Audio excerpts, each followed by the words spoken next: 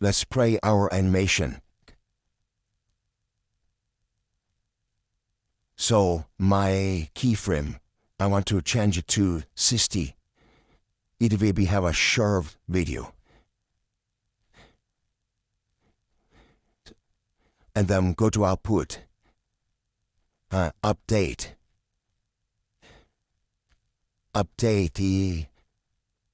the frame range from 250 to 60.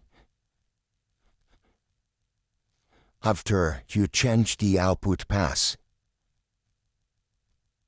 For now I'm changing to my driver, and then change the file format, and then change the encoding to MPG4.